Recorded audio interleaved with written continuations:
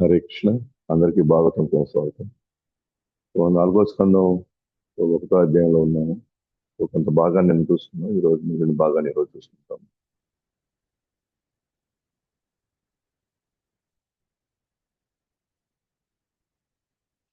So Devahuti యొక్క వంశం గురించి కొంత భాగాన్ని మనం మూడో స్కందం 25 నుంచి 33 అధ్యాయం వరకు చూసుకున్నాము. మిగిలిన స్వయంభుమను కుమార్తెలు అకూతి, తర్వాత ప్రసూతి. సో అకూతి గురించి ఈ అధ్యాయంలో ప్రముఖంగా వస్తుంది. ఆ తర్వాత ప్రసూతి, ఇంకా ఆమె కుమార్తె సతి, ఇంకా ఆ విధంగా ఇంకా తర్వాత సబ్జెక్ట్ వెళ్తుంది. తర్వాత భాగవతం సబ్జెక్ట్ అలా వెళ్తుంది అనమాట. ఇంకా సో కాబట్టి ఇంకా అకూతి వంశం గురించి మనం నేను చెప్పుకున్నాము.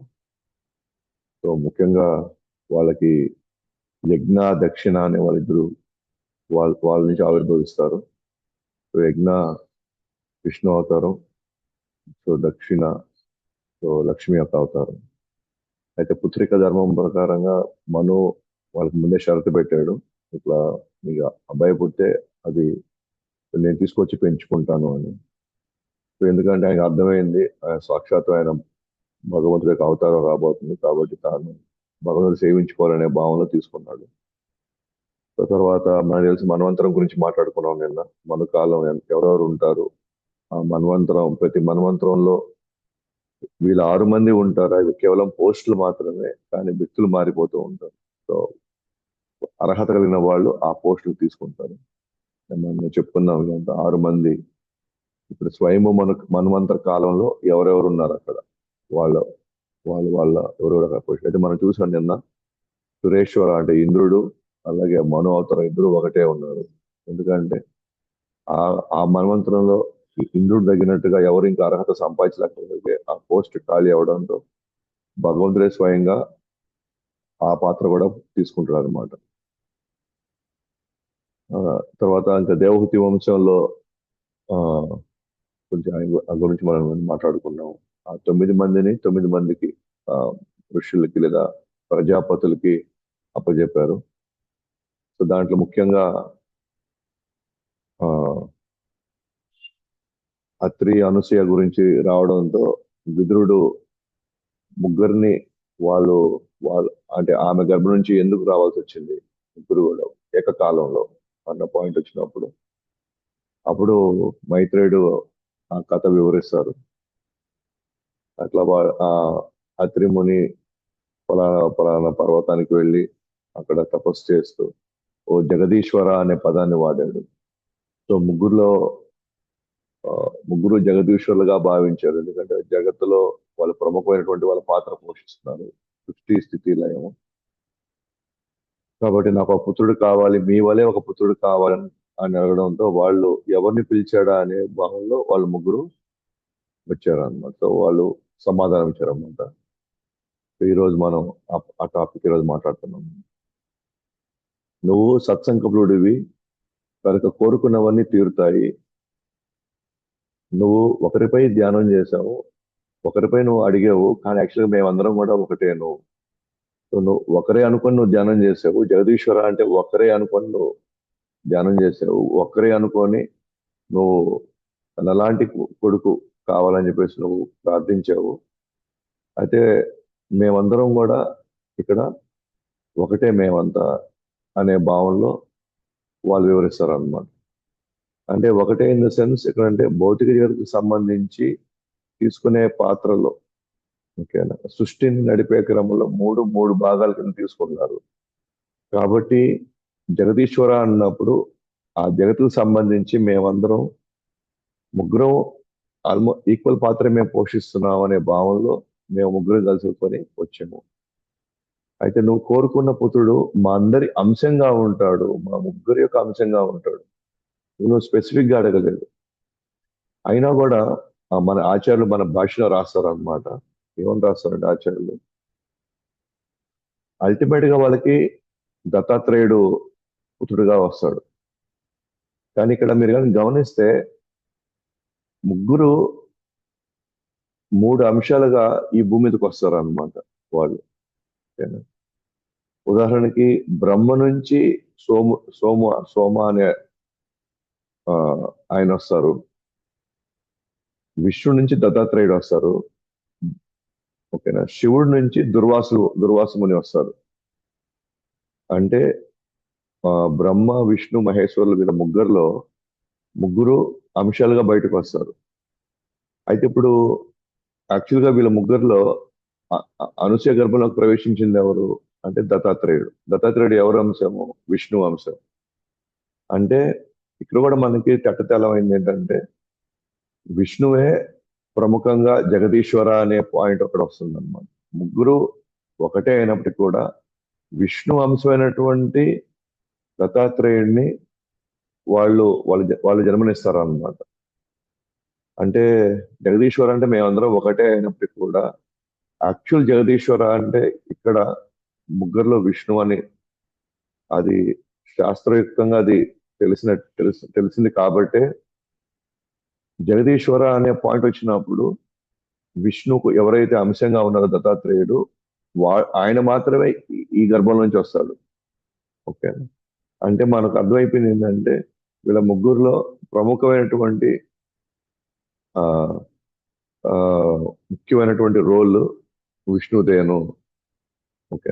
ముగ్గురు ఒక గుణావతరైనప్పటికీ కూడా విష్ణువు ఏదో సత్వగుణం ఉన్నాడో ఆయన ప్రముఖంగా ఉంటారనే పాయింట్ అర్థమైంది. సో వాళ్ళు అన్నారు మా అందరి అంశంగా ఉంటారు అనే పాయింట్ వచ్చిన అందుకే వాళ్ళకి 3 తలలు వచ్చేసాయి. బ్రహ్మ, విష్ణు, మహేశ్వరులు 3 తలలు వచ్చినటువంటి ఆ అవతారం ఏదైతే దత్తాత్రేయ అవతారం, కానీ యాక్చువల్గా అది విష్ణు అంశంగానే మనం పరిగణిస్తాం అన్నమాట. సో కాబట్టి ఎవరైతే నీకు కుమారుడిగా పుడతారో అందరి అంశంగా ఉంటాడు, నీ పేరు నిలబెట్టడని చెప్పి వాళ్ళు వెళ్ళిపోయారు. నీ పేరు చెప్పి వెళ్ళిపోయారు. ఓకేనా. సో తర్వాత అక్కడ నుంచి ఇక్కడతో ఇంకా మనకి ఇక్కడ ఆ ప్రసూతి నుంచి వచ్చినటువంటి కుమార్తె ఆ కూతురి నుంచి వచ్చినటువంటి కుమార్తె అయినటువంటి అనసూయ అత్రిని పెళ్లి చేసుకున్న తర్వాత వచ్చినటువంటి ఆ సన్నివేశం ఏదైతుందో అక్కడతో ఆకూతి వంశం గురించి ఇంకెక్కువ డిస్కషన్ లేదు. ఇంకా అక్కడతో క్లోజ్ అయిపోయింది. ఓకేనా. తర్వాత ఇప్పుడు ప్రసూతి వంశం ఎవరు? ఓకేనా, అది నెక్స్ట్ పార్ట్ వచ్చింది. సో ప్రసూతి వంశంలోకి ఎవరు వచ్చారంటే 13 మంది కుమార్తెలు వచ్చారు.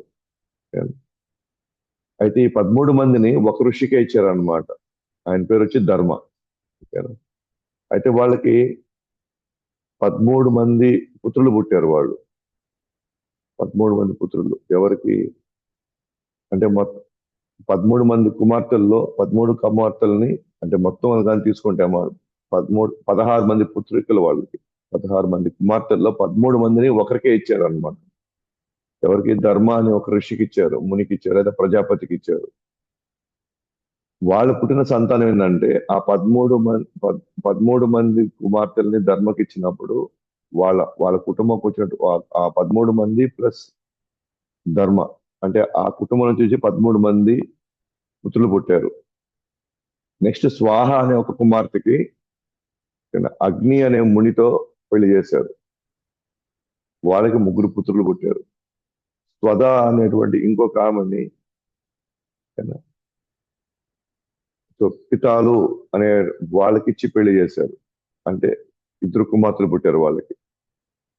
అయితే ఇక్కడ కానీ గమనించారనుకోండి 13 మంది పుత్రులు పుట్టారు కదా, 13 మంది కుమార్తెలని ధర్మాకి ఇచ్చినప్పుడు ఆ కుటుంబంలో 13 మంది పుత్రులు వచ్చారు కదా, ఆ పుత్రుల్లో ఒక పుత్రుడిగా జన్మించిన ఆయన ఈ నరనారాయణ ఋషులు. ఓకేనా. సో నరనారాయణ ఋషులు ఎవరైతే ధర్మకి 13 మంది కుమార్తెలకు పుట్టినటువంటి వ్యక్తి ఉన్నాడో ఈయన సాక్షాత్తు భగవంతుడు. నరనారాయణ ఋషులు అంటే వాళ్ళు 2 అంశాలు, బట్ ఒకరే కానీ 2 అంశాలుగా పుడుతున్నారు వాళ్ళు. సో నరనారాయణ ఋషులు ఆవిర్భవించిన సమయంలో ప్రపంచం అంతా మనసు, దిక్కులు, గాలి, నదులు, పర్వతాలు అంతా ఆనందంగా ఉన్నాయన్నమాట ఆయన ఆవిర్భవించినప్పుడు. సో నరనారాయణ ఋషులు మనకు తెలుసు, మన మేజర్గా వీళ్ళు బద్రికాశ్రమంలో ఉంటూ అక్కడ శాశ్వతంగా అక్కడ ఉన్నటువంటి వాతావరణాన్ని, అక్కడ ఉన్నటువంటి ఋషుల్ని అక్కడ వాళ్ళు నిరంతరం జ్ఞానం ఇస్తూనే ఉంటారు అన్నమాట బద్రికాశ్రమంలో. ఎప్పుడైతే ఆయన ఆవిర్భవించాడో ఈ లోకంలో ఉన్నత లోకాల్లో నుండి గంధర్వులు కిన్నెరలు పాడుతూ అప్సరస్సులు నాట్యం చేస్తూ బ్రహ్మ లాంటి దేవతలు కూడా గౌరవ ప్రార్థనలు అందించారు. అంటే క్లియర్ అన్నమాట. నారాయణ ఋషులు అనేవాళ్ళు సాక్షాత్తు విష్ణు యొక్క అవతారాలు అని. అయితే ఎవరైతే దేవతలు ఉన్నారో, బ్రహ్మతో కూడుకున్నటువంటి దేవతలు ఉన్నారో వాళ్ళు ప్రార్థన అందించారు అనమాట నారాయణ ఋషులు. ఏమని? ధర్మాగృహంలో అవతరించిన మీకు మా ప్రణామాలు అని.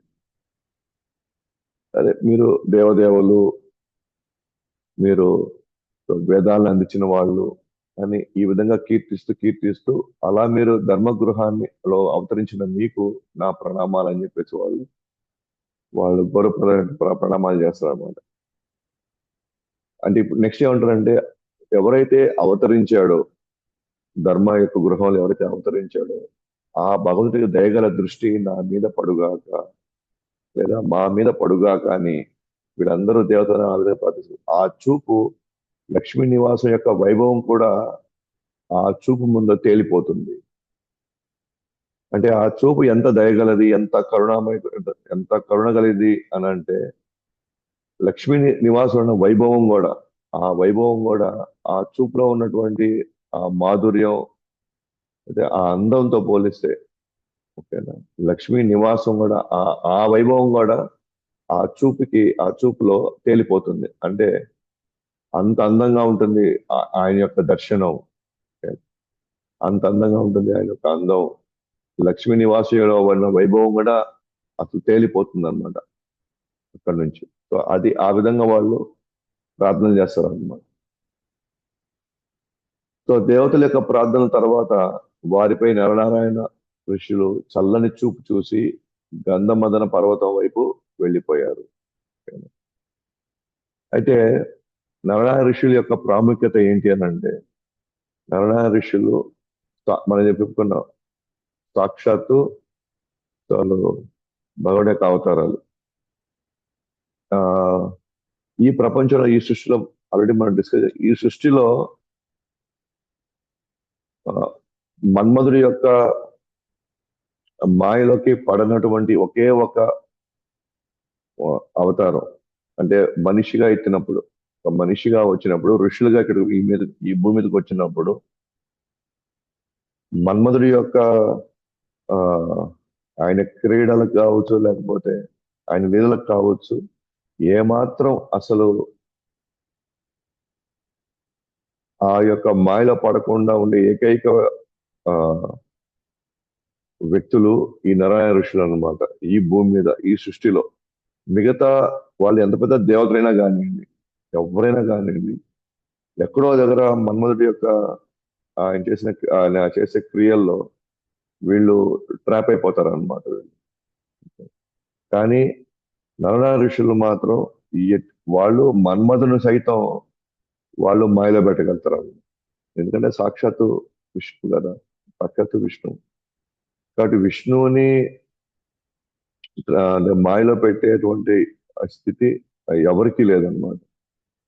కాబట్టి ఎవరైనా సరే ఆ మాయ నుంచి తప్పించుకోవాలి అని అంటే, సో నరనారాయణ ఋషుల మీద ధ్యానం పెట్టమంటారు, ధ్యానం చేయమంటారు. అందుకనే ఎందుకు ఎక్కువ మంది బదరికాశ్రమం వెళ్తారు, అక్కడికి వెళ్ళి ఎందుకు తపస్సు చేస్తారంటే, అక్కడ నరనారాయణ ఋషుల యొక్క ఉనికి ఎప్పుడూ ఉంటుంది కాబట్టి అక్కడికి వెళ్ళిన వాళ్ళు వాళ్ళు అంత ఈజీగా మాయలో పడేదానికి అవకాశం లేదు. అందుకనే ఎప్పుడైనా చూసి మనం గమనిస్తే అందరూ కూడా ఉత్తరం వైపు వెళ్ళారు, ఉత్తరం వైపు తీర్థయాత్రలకు వెళ్ళారు, అయితే వాళ్ళ సాధన చేసుకోవడానికి ఉత్తరం వైపు వెళ్ళారని మనం చూస్తూ ఉంటాం ముందు ముందు. సో ఎందుకు అందరూ బదరికాశ్రమంకి వెళ్తారు అని అంటే ఇదే కారణం అన్నమాట. నరనారాయణులు అక్కడ శాశ్వతంగా అక్కడ నివసించడం వల్ల అక్కడికి వెళ్ళిన వాళ్ళు ఎవరు కూడా ఈ భౌతికమైనటువంటి ఆకర్షణ, ఎస్పెషల్ గా సో పురుషలింగం లేదా పుంలింగం లేదంటే స్త్రీలింగం మధ్య చూడండి, ఆ ఆకర్షణకి ఎట్టి పరిస్థితుల్లో వాళ్ళు అక్కడ అటువంటి మాయకు లోన్ కారన్నమాట. సో అందువల్లనే అందరూ కూడా అక్కడికి వెళ్తారు. సో మనం లాస్ట్ క్లాసెస్ కూడా మనం చూసుకున్నాం, ఈ ప్రపంచంలో అత్యంతమైనటువంటి ఆకర్షణ మిగతా వస్తువులు, భోగాలు ఇవన్నీ ఒక ఎత్తు అయితే, స్త్రీ పురుషుల మధ్య ఉన్నటువంటి ఆకర్షణే ఈ కామంలో ఉత్కృష్టమైనటువంటి ఆ అంశం అన్నమాట. మిగతావన్నీ కూడా ఎక్కడో దగ్గర మనం తట్టుకొని నిలబడచ్చేమో అంట, కానీ ఇది మాత్రం ఎవరి వల్ల కుదరదు. ఒక ఒక ఒక జీవిని ట్రాప్ చేయగలిగిన లాస్ట్ ట్రాప్ ఇదే అన్నమాట. లాస్ట్ వల ఇదే అన్నమాట. సో అందువల్లనే సాధన చేసేవాళ్ళు ఓకేనా నరనారాయణ ఋషుల యొక్క ఆశ్రయాన్ని తీసుకుంటారు అన్నమాట. కానీ ఈ నరనారాయణ ఋషులే రెండు భాగాలుగా విడిపోయి ఓకేనా ఒక అంశం కృష్ణుడిలోకి, ఒక అంశం అర్జునుడిలోకి వెళ్ళి ప్రవేశించి ఈ భూమి యొక్క భారాన్ని తగ్గించారు అంట.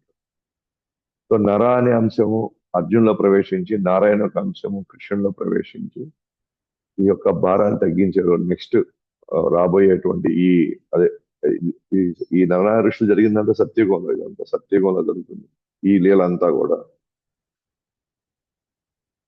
కానీ వీళ్ళే కృష్ణార్జునులుగా వచ్చారు ఈ ద్వాపర యుగంలో అనే పాయింట్. ఎందుకంటే ఎప్పుడైనా భగవంతుడు తన భక్తుడితో రావడం అనేది తన ఏమంటారు తన యొక్క పార్షదులతో రావడం అనేది సహజం. సో కాబట్టి ఆ కృష్ణార్జునులుగానే ఈ నారాయణ ఋషులుగా వచ్చి ఈ భారాన్ని మొత్తం తగ్గించారని చెప్పేసి మనకు తెలిసింది. సో ఇప్పుడు మనం చూసాం కదా, ప్రసూతి వంశంలో 13 కుమార్తెలు కాకుండా ఇంకా స్వాహ స్వద మొత్తం 15 మంది అయ్యారు. సో నెక్స్ట్ ఇంకా మిగిలింది ఎవరు? ఇంకొకరు మిగిలారు 16 మందిలో. ఒకరు ఎవరు అంటే ఈమె సతీ అన్నమాట. సో సతీ శివుడితో కలవడంతో, కానీ అక్కడ వాళ్ళకైతే పిల్లలు లేరు, వాళ్ళకి పిల్లలు పుట్టలేదు.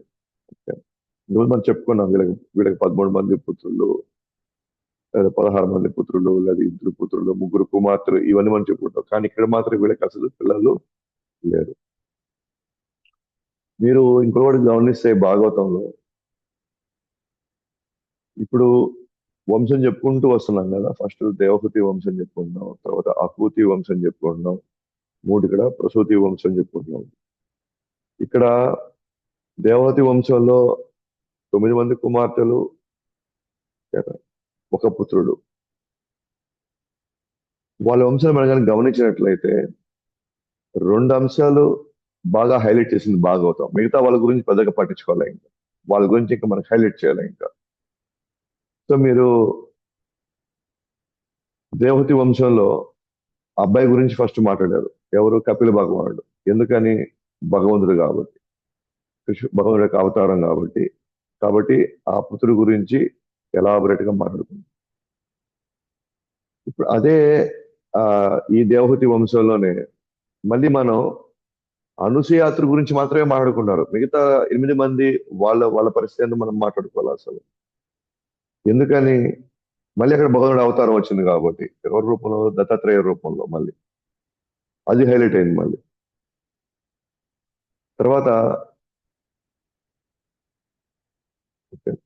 తర్వాత ప్రసూతి వంశం వచ్చింది.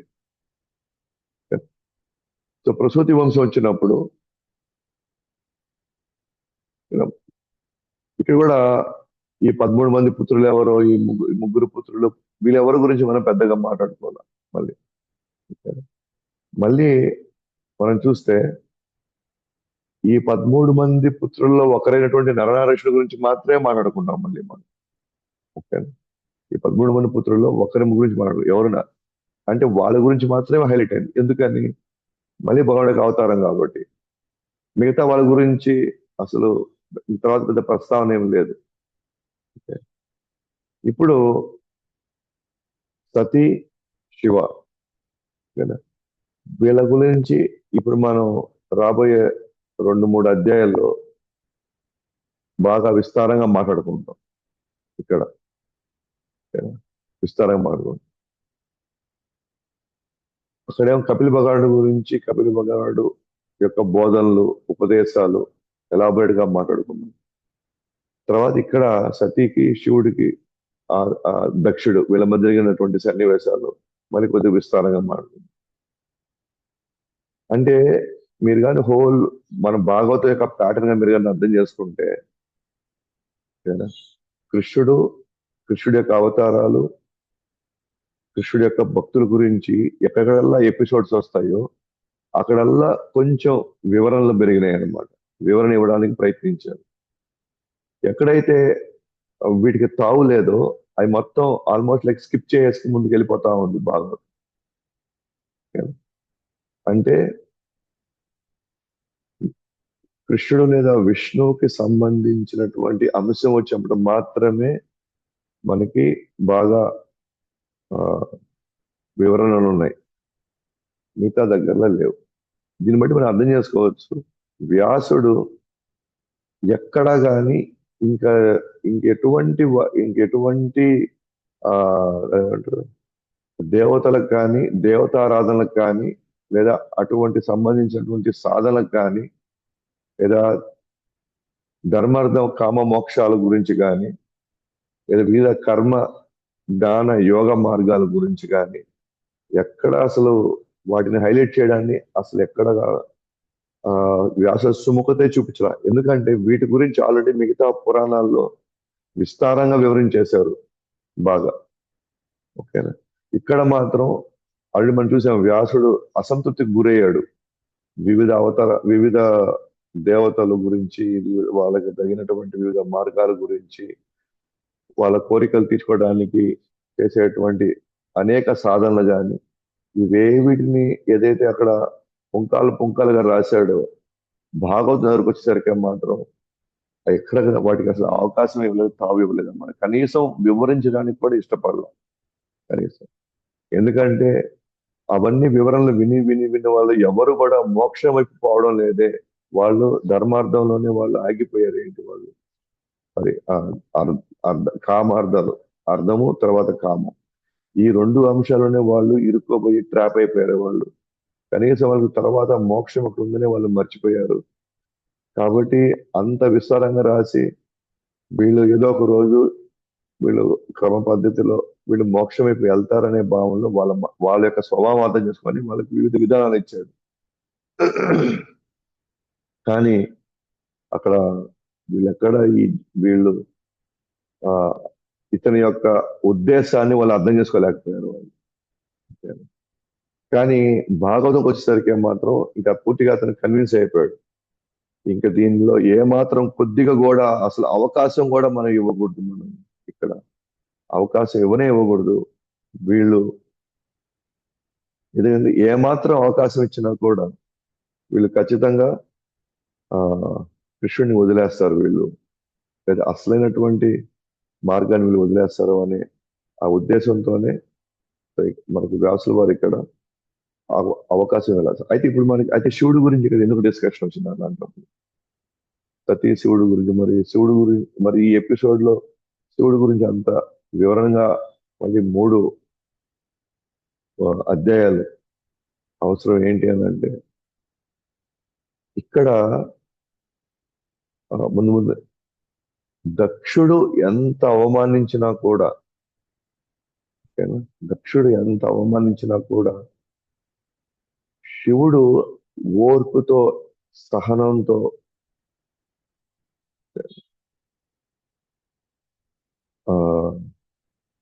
తను ఉండడం అనేది ఆ యొక్క గుణం ఏదైతే ఉందో అది ఆ గుణం శివుడు అది వ్యక్తపరచడం, ఆ గుణాన్ని వ్యక్తపరచడం దేని వల్ల అంటే తాను నిరంతరంగా కృష్ణుడి మీద తన ధ్యానం చేస్తూ ఉంటాడు కాబట్టి, విష్ణువు మీద ధ్యానం చేస్తూ ఉంటాడు కాబట్టే ఈ ఈ దక్షయజ్ఞం అనే ఈ ఎపిసోడ్ హైలైట్ అయ్యింది అనమాట భాగవతంలో. అంటే శివుడు సహితి తర్వాత దక్షుడు ఎపిసోడ్ లో శివుడు కనపరిచేటువంటి వ్యక్తిత్వం ఏదైతే ఉందో ఆ వ్యక్తిత్వానికి కారణం ఆయన నిరంతరం కృష్ణుడిని స్మరించుకోవడం వల్లనే కృష్ణుని నిరంతరం ధ్యానించడం వల్లనే అనేటువంటి ఆ ఆ విషయాన్ని శివుడు వ్యక్తపరచడం వల్లనే, ఆ విషయాన్ని హైలైట్ చేయడం వల్ల. ఓకే. కాబట్టి శివుడు లాంటి వాళ్ళు కూడా ఏనా, వాళ్ళు వాళ్ళ గుణాలని, సద్గుణాలని వాళ్ళు ఎక్కడ వాళ్ళు ఆ అంటే ఇతర గుణాల ప్రభావం వాళ్ళ మీద పడనీయకుండా, అది లైక్ రజో తమో గుణ ఇన్ఫ్లుయెన్స్ వాళ్ళ మీద రానియకుండా నిరంతరం వాళ్ళు సామరస్యంగా, అణుకుగా, ఎంతో ఓపికగా, సహనంగా ఉండగలుగుతారంటే అది శివుడు అంటాడు. నేను నిరంతరం కృష్ణుడి మీద నేను ధ్యానం చేయడం వల్ల మాత్రమే ఇవన్నీ నేను తట్టుకొని నిలబడగలుగుతున్నాను. ఎన్ని రకాలైనటువంటి అవమానాలు వచ్చినా సరే నేను వాటిని పట్టించుకోలేని స్థితిలో నేను ఉన్నాను అన్న విషయాన్ని శివుడు చెప్పడం వల్ల మాత్రమే ఈ యొక్క ఈ సన్నివేశాన్ని ఈ భాగవతం చెప్పబడింది. అండ్ ఇంకొకటి చెప్పదలుచుకున్న పాయింట్ ఏంటంటే, ఈ దక్షయజ్ఞం ఈ ఒక్క పురాణాలకు మాత్రమే రాయలేదన్నమాట. ఇది చాలా పురాణాలు కూడా వీటి ప్రస్తావన ఉంది. అయితే వేరే వేరే పురాణాల్లో ఈ ప్రస్తావన వచ్చినప్పుడు అక్కడ వివిధ రకాలైనటువంటి పాఠాలు తీసుకుంటాము. ఎస్పెషల్గా జనరల్గా ధర్మార్థ కామ మోక్షాల లెవెల్లో పాఠాలు తీసుకుంటాము తప్ప, లేదా దేవతల యొక్క వాళ్ళని కీర్తించడంలో భాగంగా ఆ ఆ సన్నివేశాలని హైలైట్ చేస్తారు తప్ప, యాక్చువల్గా మనం మానవ జన్మ యొక్క అసలైనటువంటి ఉద్దేశం, లక్ష్యం ఇది అని హైలైట్ చేయడానికి ఒకే ఒక్క పుస్తకంలో హైలైట్ చేయబడింది అనమాట. అది భాగవతం. అంటే ఇది హైయెస్ట్ అన్నమాట. ఈ లెసన్ మనం హైయెస్ట్ గా తీసుకోవాలి. ఈ లెసన్ ఏదైతే భాగవతం చెప్పబడిందో ఆ భాగవతంలో చెప్పబడింది ఇక్కడిచ్చిన పాఠాన్ని ఆ మిగతా పురాణాల కంటే కూడా ఇది చాలా స్వచ్ఛమైంది, తర్వాత అలా ఉన్నతమైంది అనమాట ఈ పాఠాలు. ఎందుకంటే వ్యాసుడు మిగతా పురాణాలకు మించి ఇది అసలైన మానవుడు తెలుసుకోవాల్సింది, ఈ స్టాండర్డ్స్, ఈ ప్రమాణాలు తను పాటించాలి, ఈ లక్ష్యంతో తను వెళ్ళాలి అని చివరిగా రాసినటువంటి ప్రాణం అన్నమాట ఇది. కాబట్టి మిగతావన్నీ కూడా జనాలు ధర్మంగా ఎలా బతకాలో అనే వాటిని ఉద్దేశించి రాసినవి. కానీ భాగవతం మాత్రం ఆ శుద్ధ భక్తిని ఎలా ప్రాక్టీస్ చేయాలి, ఆ శుద్ధ భక్తిలో హైయెస్ట్ అయినటువంటి కృష్ణుని ఎలా పొందాలి అనే పాయింట్ ఉందన్నమాట. సో ఇంకొక ఎగ్జాంపుల్ చెప్పదలుచుకుంటే, ఇప్పుడు మనకి పరీక్షిత్ మహారాజు 7 రోజుల్లో మరణం రావడం అనేటువంటి ఆ సన్నివేశంలో ఋషులు, అదే సౌమిక ఋషి శపించాడు. అంటే ఆ సన్నివేశం మిగతా పురాణాల్లో కూడా ఉందన్నమాట. అయితే అక్కడిచ్చే పాఠం ఏంటి అని అంటే, చూసావా, బ్రాహ్మడిచ్చిన శాపాన్ని ఇక్కడ పరీక్షిత్ మహారాజు లాంటి భక్తుడు కూడా ఆ శాపం నుంచి తప్పించలేడు. అంటే బ్రాహ్మణులు యొక్క శాపం ఎంత పవర్ఫుల్ చూడండి. కాబట్టి ప్రతి ఒక్కరు మనం బ్రాహ్మణుల్ని గౌరవించాలి అన్న ఆ పాఠం వస్తుంది అక్కడ. అదెవరికి? జనసామాన్యులకి. అది జనసామాన్యులకి వాళ్ళ స్థితిగతుల్లో వాళ్ళు ధర్మార్థ కామ మోక్షాల స్థితిలో ఉన్న వాళ్ళకి ధర్మం పాటించడం అంటే బ్రాహ్మణుల్ని గౌరవించడమే అన్న అక్కడితో ఆ యొక్క పాఠాలు మనకి, ఆ సన్నివేశాలు మనకి నేర్పిస్తారు అనమాట వేరే పురాణాల్లో అలాంటివి.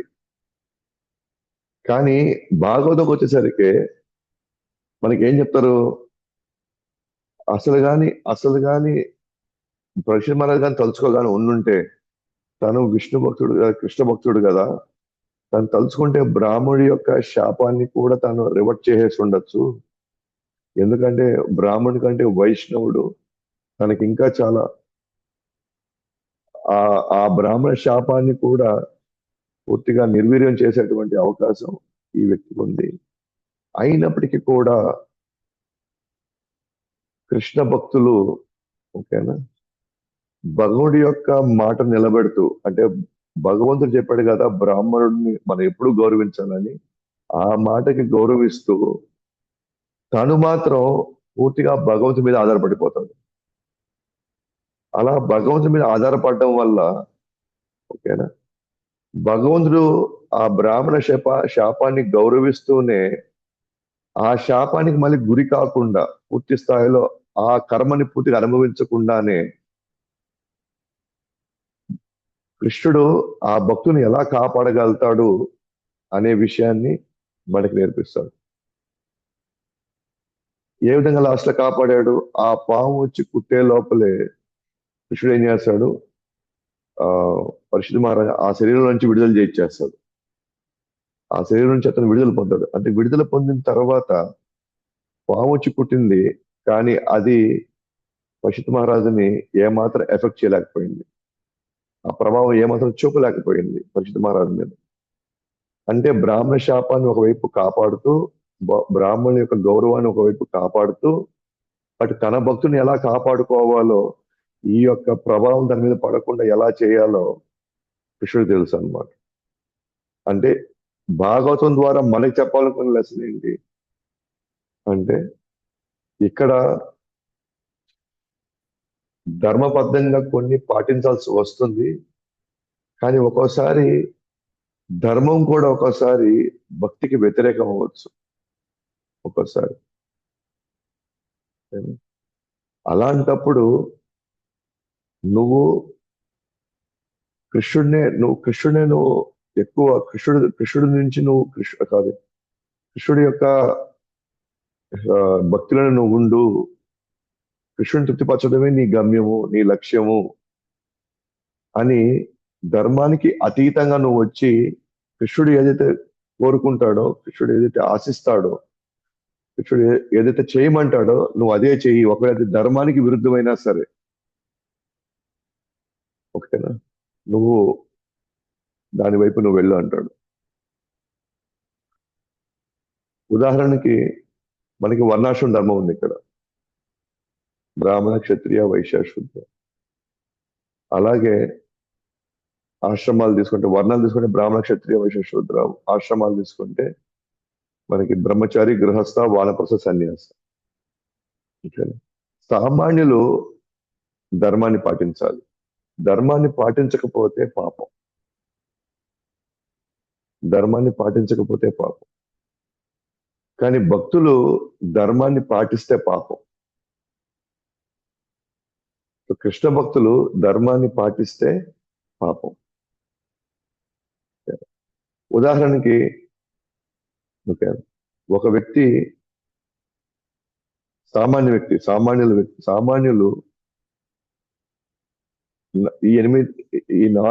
ఈ వర్ణాశ్రమ ధర్మాన్ని పాటించాలి. పాటిస్తేనే వాళ్ళు పాపం నుంచి బయటపడతారు.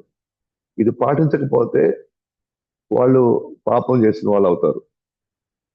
వాళ్ళు 4 ఆశ్రమాలు ఏదో ఒక ఆశ్రమంలో ఉండొచ్చు, లేదా బ్రహ్మచర్య, గృహస్థ, వానప్రస్థ, సన్యాస, ఈ ట్రాన్సిషన్ లో ఏదో ఒక దాంట్లో ఉండాలి. ప్లస్ స్వభావాన్ని బట్టి అతను ఖచ్చితంగా బ్రాహ్మణ, క్షత్రియ, వైశ్య, శూద్రుడు ఏదో ఒక వర్ణంలో ఉండాలి. ఉంటూ ఆ వర్ణాన్ని బట్టి, ఆ ఆశ్రమాన్ని బట్టి శాస్త్రాలు ఏం చెప్తే అది ఫాలో అవ్వాలి. ఓకేనా? అది పాటించకపోతే పాపం. కానీ దాంట్లో ఒకరు విష్ణు భక్తుడయ్యాడు అనుకోండి, విష్ణు భక్తుడయ్యాడు ఆశ్రమాలు వర్ణాలు పాటించే క్రమంలో. ఆశ్రమాలు వర్ణాలు పాటించే కొంతమంది దాంట్లో దేవతల భక్తులు ఉంటారు, కొంత రకరకాలుగా ఉంటారు. మొత్తానికి స్వభావాన్ని బట్టి, ఆశ్రమాన్ని బట్టి వాళ్ళు వెళ్ళాలి. దాంట్లో సపోజ్ ఒకరు కృష్ణ భక్తుడు అయ్యాడు అనుకోండి, ఆ కృష్ణ భక్తుడు ఇంక మీదట ఆ వర్ణాశ్రమం పాటించాల్సిన అవసరం లేదు. ఎందుకంటే ఆ వర్ణాశ్రమం కృష్ణ భక్తికి ఆటంకం అయిపోతుంది ఒక స్టేజ్లో. ఉదాహరణకి ఓకే, ఒక వ్యక్తి బ్రహ్మచారి డిసిషన్ తీసుకోవాలనుకున్నాడు, బ్రహ్మచారి అవ్వాలనుకున్నాడు. అది ఓకేనా. ఆ, వర్ణాశ్రమంలో భాగంగా తాను బ్రహ్మచారి అవ్వాలనుకున్నాడు. అయితే బ్రహ్మచారిగా నేను బ్రహ్మచారిగా ఉన్నాను కాబట్టి పలానా దగ్గర వాళ్ళు కృష్ణ కథ కోరుకుంటున్నారు, పలానా దగ్గర కృష్ణ కథ కోరుకుంటున్నారు, కృష్ణుడి గురించి వివరించమని చెప్పారు అని చెప్పి మనకి ఆ బ్రహ్మచారికి ఒక ఆహ్వానం వచ్చింది. రండి అక్కడికి వచ్చి మాకు కృష్ణ భక్తి గురించి, కృష్ణుడి యొక్క లేదా కృష్ణుడి యొక్క కార్యాన్ని, లేదా ఆయన ఉత్సవాలు, లేదా ఆయన సంబంధించిన ఏదైనా ఒక కార్యక్రమం మాకు చేయండి అని చెప్పారు. సో బ్రహ్మచర్య ప్రకారంగా రూల్స్ అండ్ రెగ్యులేషన్స్ ఏంటి? ఆడవాళ్ళతో ఎక్కువ వాళ్ళతో ఉండకూడదు, కలవకూడదు, అయితే అసలు వాళ్ళ వైపు మనం చూడకూడదు. మనం కంప్లీట్ గా శాస్త్రాన్ని శాస్త్రయుక్తంగా మనం ఉండాలి, పోవాలి, స్ట్రిక్ట్ గా ఉండాలి, ఓకేనా అనేది ఆశ్రయం యొక్క రూల్స్. ఓకేనా. అయితే కానీ అక్కడ మనం పిలిచారు, అక్కడ వచ్చి అక్కడ కార్యక్రమం చేయమని చెప్పారు. ఆ కార్యక్రమం వెళ్ళేటప్పుడు ఆయనకి అర్థమైంది అనమాట, అక్కడ ఎక్కువ మంది ఆడవాళ్ళు వస్తున్నారని. ఆ కార్యక్రమంకి ఎక్కువ ఆడవాళ్ళు వస్తున్నారని తనకి ఓ విషయం తెలిసింది తనకి.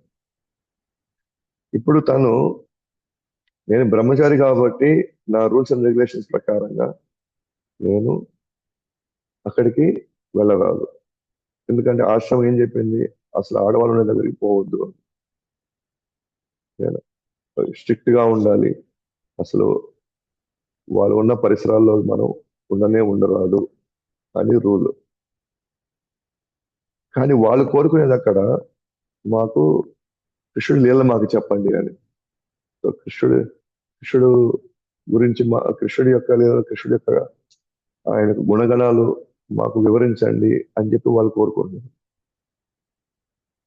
కాదు, నేను బ్రహ్మచారిని కాబట్టి నేను పోవడానికి లేదు అని ఆగిపోతే అతనికి ధర్మం ఆటంకమైంది.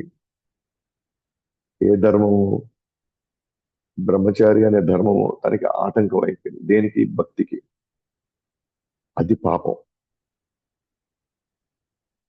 ఎందుకంటే ఎవరైతే కృష్ణ భక్తుడిగా ఉంటాడో తను వర్ణానికి, ఆశ్రమానికి అతీతంగా కృష్ణుని ఎలా అందించాలి, కృష్ణుని ఎలా తృప్తిపరచాలి, కృష్ణుడి కోసం ఎలా ప్రచారం చేయాలి, దానికి ఏ రూల్స్ వచ్చినా సరే పట్టించుకోకుండా దాన్ని నిర్వర్తించడానికి చేసేది, అది యాక్చువల్గా తనకి కృష్ణుని తృప్తిపరిచేది. ఓకేనా. తను నిజంగా కృష్ణుని తృప్తిపరచగలుగుతాడు. ఆ కృష్ణుడే వర్ణాశ్రమం కూడా ఇచ్చింది. ఓకేనా. కాకపోతే ఆ వర్ణాశ్రమం ఇచ్చింది ఎవరంటే అసలు ఏమీ తెలియనటువంటి వాళ్ళు, అసలు ఆ, ఎలా ఎలా ఎలా నడుచుకోవాలి ఈ ప్రపంచంలో అనే వాళ్ళకి ఇలా నడుచుకోవాలి నువ్వు అని వాళ్ళకి ఇచ్చినటువంటి లెసన్ అది.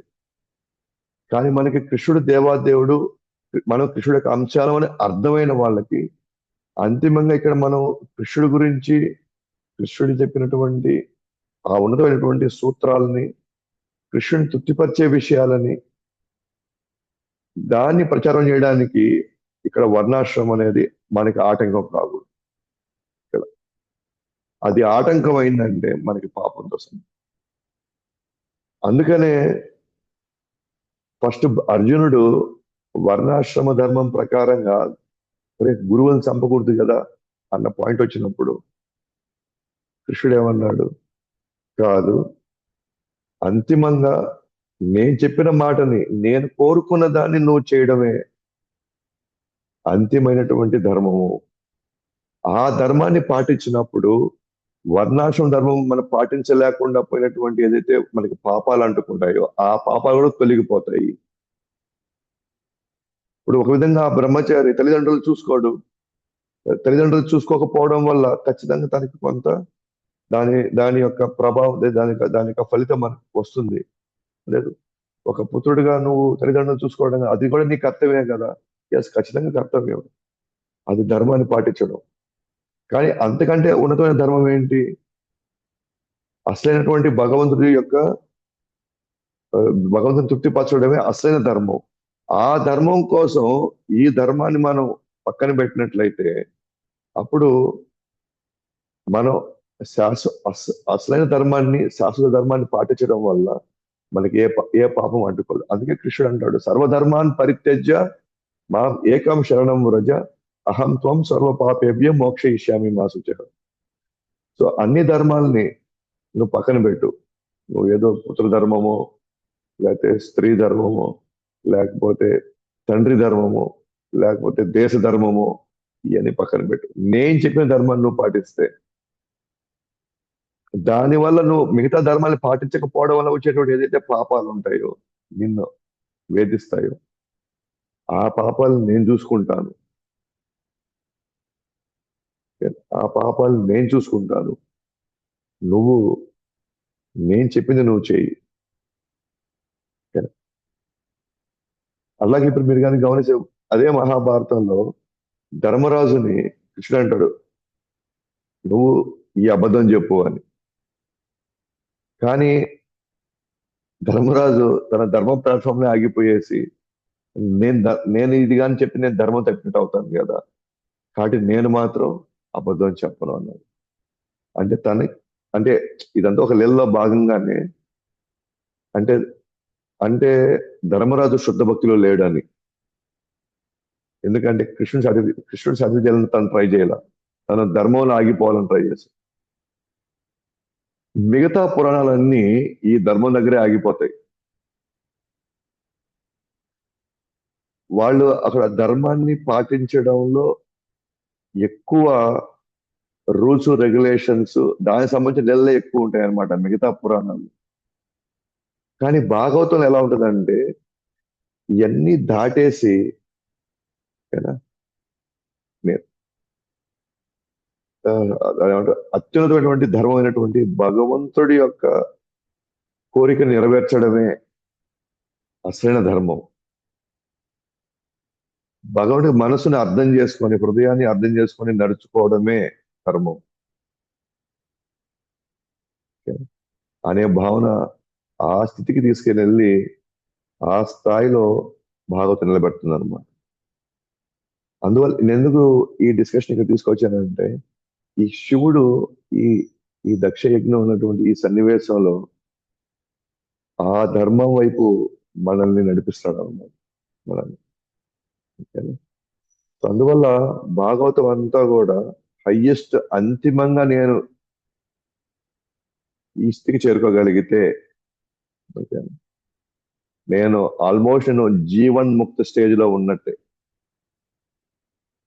జీవన్ముక్త అంటే ప్రస్తుతానికి జీవించే ఉన్నాను, బట్ అంతర్గత నేను ఎప్పుడో ముక్తిని అయిపోయాను. ఎందుకనంటే నన్ను ఇక్కడ ఉన్నటువంటి, నేను ఇక్కడ ఏదైతే పాత్రలు పోషిస్తున్నానో, ఓకేనా, అవన్నీ నా మీద కృత్రిమంగా నా మీద ఆపాదించబడ్డాయి అనేటువంటి ఒక భావనలో నేను మమై వంశో జీవలోకే జీవభూత సనాతన, ఏదైతే నేను అసలైనటువంటి భగవంతుడి యొక్క అంశాన్ని కాబట్టి నా అసలైన ధర్మం భగవంతుడు కోరుకున్నది నేను చేయడమే, భగవంతుడికి హృదయం అర్థం చేసుకొని నేను ప్రవర్తించడమే అసలైన ధర్మం. మిగిలినది నేను తండ్రిని, నాది కులము, నాది మతము, నాది దేశం, నాది ఆశ్రమము, లేదా నాది వర్ణము, ఇవన్నీ కూడా అన్ని విధంగా చెప్పాలంటే మనం యాక్చువల్గా నడుచుకోవాల్సినటువంటి కృష్ణుడి యొక్క చెప్పిన విధంగా, కృష్ణుడు కోరుకున్నట్టుగా చేయాల్సిన మనము ఇవన్నీ మనల్ని ఆపేస్తున్నాయి. అంటే అవి చేయనీయకుండా చేసుకోలేకపోయేటువంటి పరిస్థితి తీసుకొచ్చింది. ఏంటంటే ఇవన్నీ కూడా నాకు ఆటంకాలే నేను శుద్ధ భక్తి చేసుకోవడానికి. సో కాబట్టి మీరు మొత్తం భాగవతాన్ని గమనిస్తే ఆ యొక్క విషయాన్ని చెప్పడానికి, దాన్ని పూర్తి స్థాయిలో హైలైట్ చేయడానికే ఈ భాగవతం అంతా ఉన్నాను. సో కాబట్టి మీరు రాబోయే వివిధ స్కందాల్లో వివిధ సన్నివేశాలను కానీ గమనిస్తే మీకు ఈ ప్యాటర్న్ మీకు అర్థమైపోతుంది. ఓకేనా? సో కాబట్టి మనం రేపు సో సో 2వ అధ్యాయంలోకి వెళ్ళి అసలు ఆ, శివుడు చాలా ఉన్నతమైనటువంటి వ్యక్తిత్వం ఉన్నవాడు. దక్షుడు కూడా గొప్ప గుణాలు కలిగిన వాడు. ఓకేనా? అండ్ సతీ ఆ దక్షుడికి ఎంతో ప్రియమైనటువంటి కుమార్తె. అందరిలో కంటే కూడా ఇంత ఉన్నత గుణాలు కలిగిన వాళ్ళు, లేదా ఇంత ఉన్నతమైన స్థానంలో ఉన్న వాళ్ళు, అసలు వీళ్ళ మధ్య ఎందుకు గొడవ వచ్చింది? అసలు ఏ అంశం మీద గొడవ వచ్చింది? ఏ సన్నివేశం? ఓకేనా? దక్షుడు శివుడిని అవమానించేలాగా చేసింది. ఓకేనా? దానికి ఆ, వచ్చినటువంటి ఈ సన్నివేశంలో, జరిగిన అనేక సన్నివేశాల్లో అసలు అలాంటి ఆమె అసలు ఎందుకు ఆమె శరీరాన్ని వదులుకోవడానికి ఆమె సిద్ధపడింది? ఆమె సో దక్షుడికి కూతురికి అంటే చాలా ఇష్టం. దక్షుడు ఉన్నతమైనటువంటి గుణం కలిగిన వాడు, అలాగే ఉన్నతమైన స్థానం కలిగిన వాడు. శివుడు మరి ఇంత ఉన్నతమైన మధ్య ఎందుకు ఈ ఘర్షణ జరిగింది? అది సతీ సతీదేవి ఆమె శరీరాన్ని కూడా వదులుకునే స్థాయికి అది ఎలా పెరిగింది? ఓకేనా? వాళ్ళ మధ్య ఘర్షణ ఆ స్థాయికి, ఆమె శరీరం వదులుకునేలాగా చేసే అంత సన్నివేశం ఏం జరిగింది? అది మనం రేపు చూస్తాం. గ్రంథరాజ్ శ్రీమద్ భాగవతంకి జయ. జగద్గురు శ్రీల ప్రభుపాదికి జయ. అనంత కోటి వైష్ణవుడికి జయ. గౌతమ